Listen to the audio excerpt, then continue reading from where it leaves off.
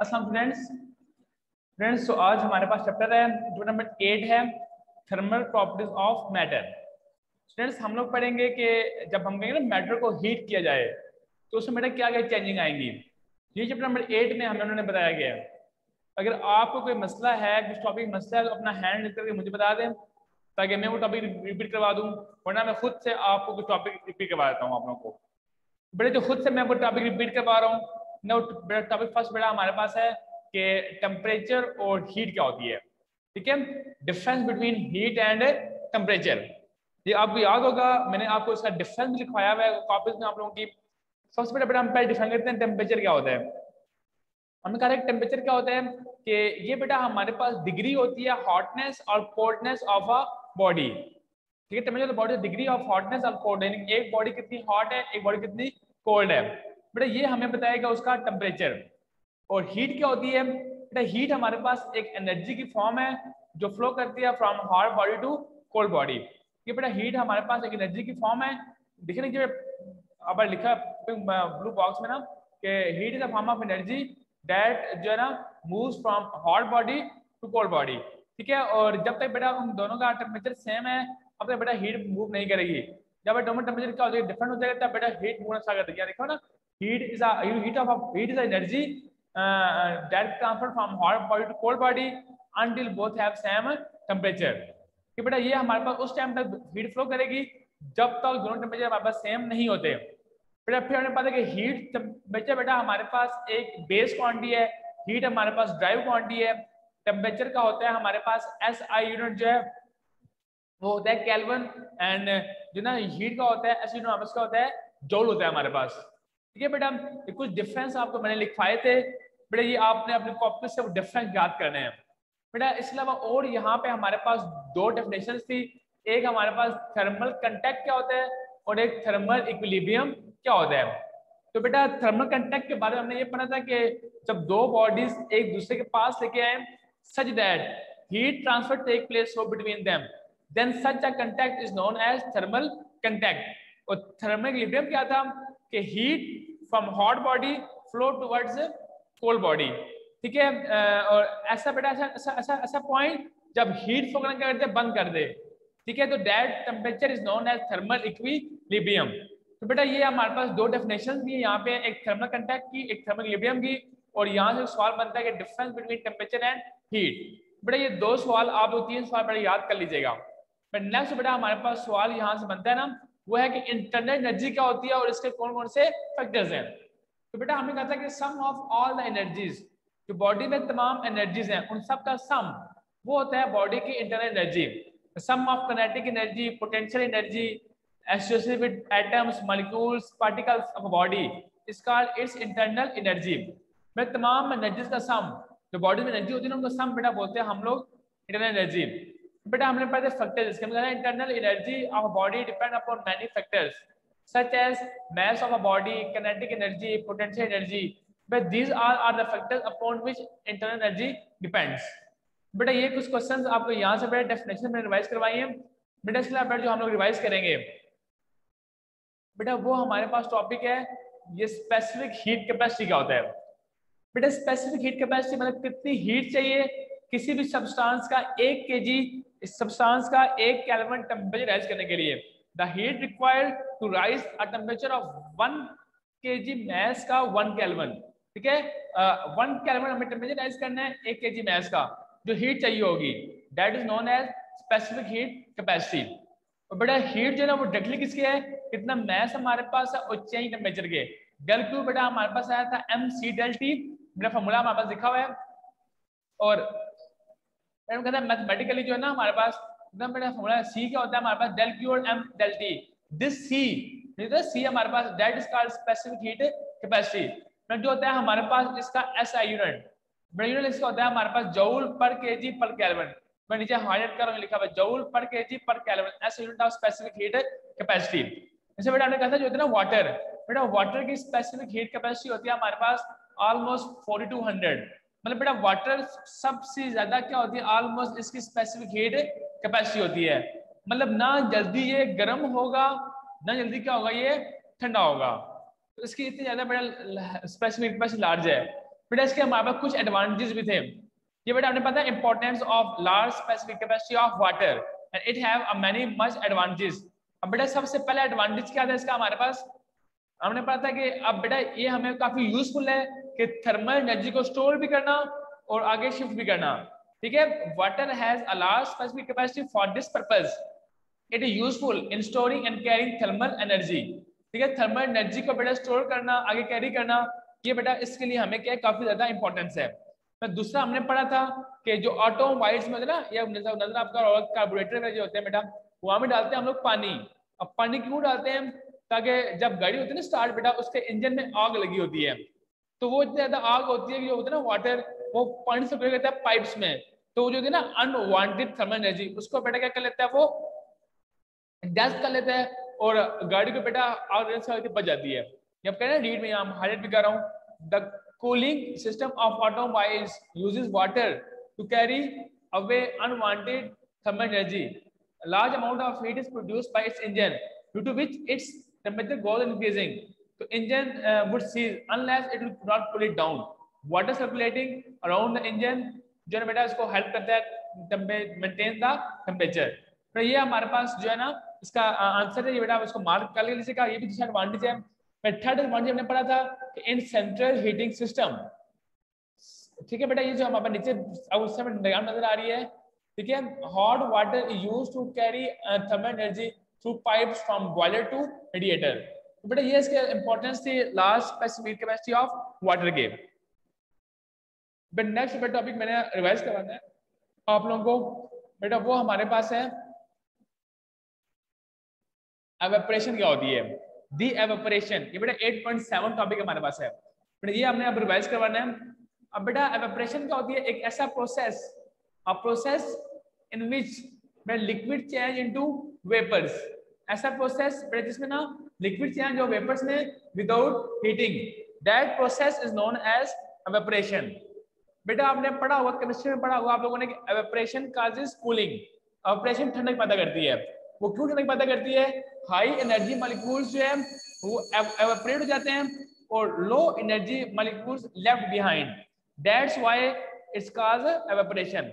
लिखा हुआ है यहाँ पे ना, हमें क्वेश्चन लिखा हुआ है कि एवेपोरेशन कॉजेस कूलिंग, व्हाई, इसका आंसर क्या लिखा हुआ है, during evaporation fast moving molecules escape out from the surface of the liquid, molecules that have low kinetic energy left behind, this lowers the average ke of the liquid molecules and its temperature।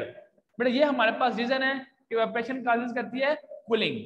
बेटा फिर कुछ हमारे पास factors हैं जिसके ऊपर evaporation depend करती है, वो फैक्टर्स कौन सी हैं बेटा, एक हमारे पास है टेम्परेचर, दूसरा सरफेस एरिया, तीसरा बेटा हमारे पास है इसका विंड, और फोर्थ वन हमारे पास है nature of liquid.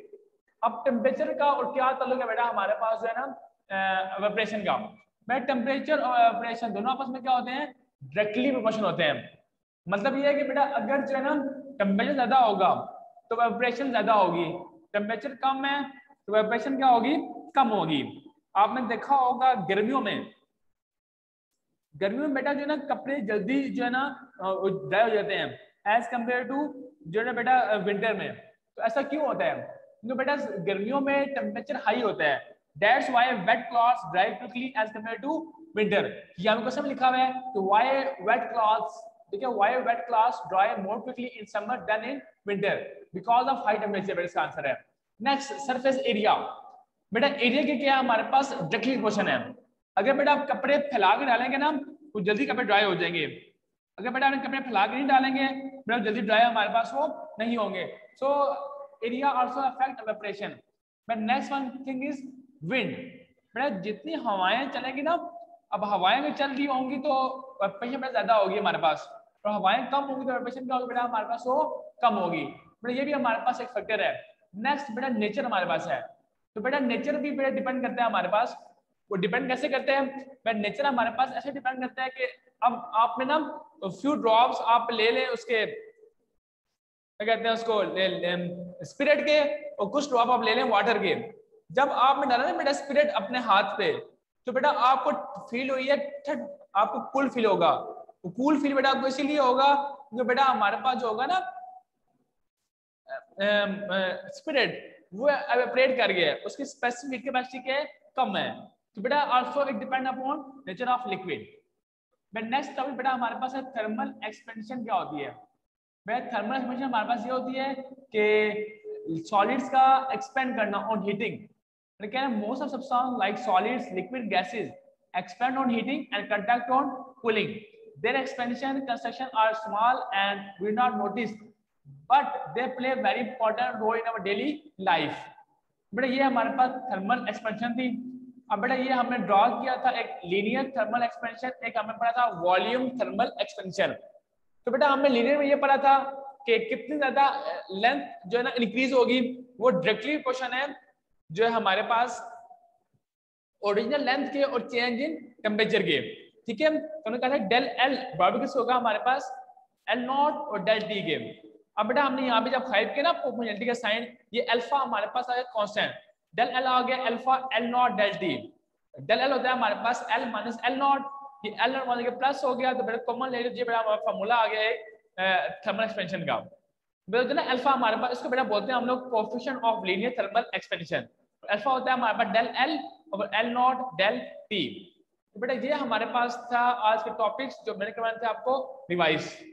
Hope so ये बेटा समझ आ गए। अब बेटा आप लोगों से मैं एक्सरसाइज क्वेश्चंस पता करूंगा, आप बेटा मुझे उनके आंसर्स देंगे।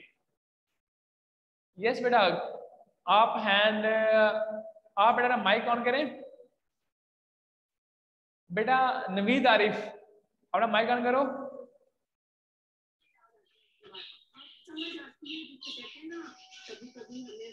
नवीद आरिफ बेटा आप मुझे क्वेश्चन आंसर दें। ये लिखा ना 8.9 क्वेश्चन लिखा हुआ है, define latent heat of fusion. बेटा सर डिफाइन कर दो कि आप क्या होता है हमारे पास define latent heat of fusion.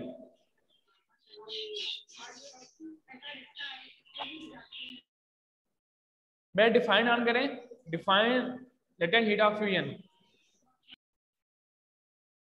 बेटा हरी आप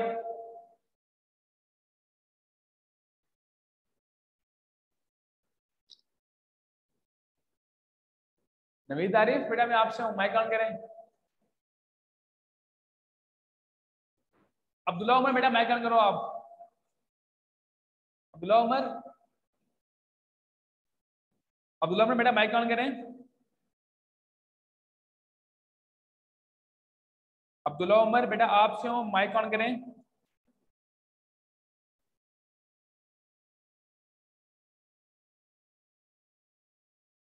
बेटा माइक ऑन क्यों नहीं करे आप। अब्दुल्ला बिन फैसल बेटा आप माइक ऑन कर लें।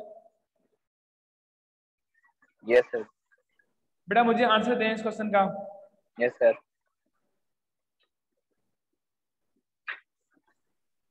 किसका सर? बेटा 8.8 का 9 का सॉरी 8.9 का।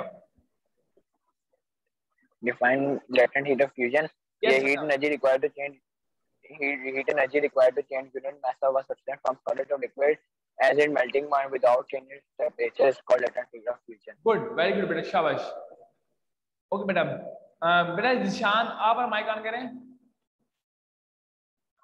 Yes sir. बेटा आप मुझे बताएं 8 पॉइंट जो है 10 का आंसर बता दें आप। Sir the quantity of heat that changes mass of liquid into boiling point without any change in temperature. Good, शाबाश। तो बेटा आप कहते हैं न्यूमेरिकल्स। बेटा न्यूमेरिकल्स जो है ना वो हमारे पास 8.3 शामिल है, एक 8.4 है और एक मेरे हाल में 8.6 है और एक 8.7 है। तो बेटा 8.7 और 8.9 है, 8.6 नहीं है। 6 नहीं है, ओके। बेटा 8.7 कौन करेगा? अहमद वसीम आप कर दो 8.7 मेडिकल। बेटा अहमद वसीम आप माइक ऑन करें आप। अहमद वसीम अपना माइक ऑन करें।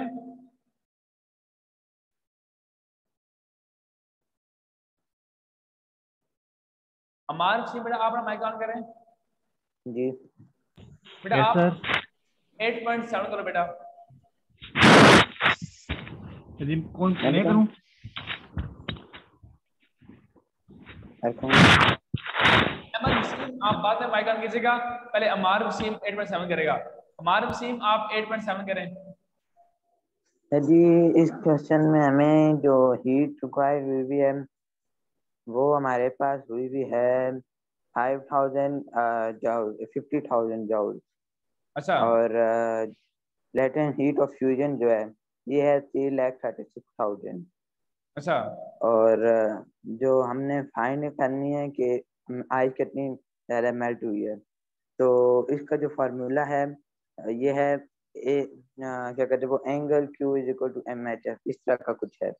तो इसको हमने फार्मूला लगाना है और फिर सॉल्व कर देना है, और फिर जो आंसर आएगा वो मेरे ख्याल से केजी में ही आएगा, उसको हम ग्राम में चेंज कर देंगे बस। सही है, ये आंसर लिखा हुआ है। गुड बेटा, शाबाश, आपने ठीक किया बेटा। हमारा अहमद वसीम आप अपना माइक ऑन करें। अहमद वसीम जी सर। बेटा आप ये वाला कर दें 8.6 वाला, सॉरी 8.9 वाला बेटा, ये मैंने हाइड किया ना, ये आप कर सकते हैं। मुझे 8.9 कैसे होगा पता है मुझे, क्या गिवन है, क्या फाइंड करना है।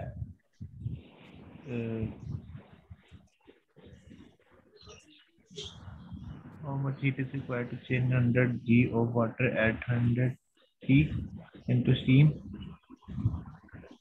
The latent heat of evaporation of water is 2.26 multiplied by 10 6। Sir जी हमने हीट फाइंड करनी है। क्या कह रहे हो? जिसमें हीट फाइंड करनी है ना। यस, क्या बोल हीट फाइंड करनी है? यस तो जी m is equals to 100 G is h तो जी HV लेटेंट हीट जो है वो लेटेंट इवेपोरेशन है 2.26 मल्टीप्लाई बाय 10 पावर 6। ओके और HV का फॉर्मूला है Q over M, Q is equal to M HV। Okay तो बेटा, सर जी इसको मल्टीप्लाई कर देंगे। ओके 0.1 को 2.26 से, तो आंसर हमारे पास आ जाएगा Q is equal to 2. Okay बेटा, आपको मेगस आ गए हैं। फिर बेटा हम कल लास्ट में रिवाइज करेंगे 9, उसके बाद बेटा अपने डेफिनेशन वगैरह और एमसीक्यूज रिवाइज करेंगे। थैंक यू वेरी मच, अल्लाह हाफिज़।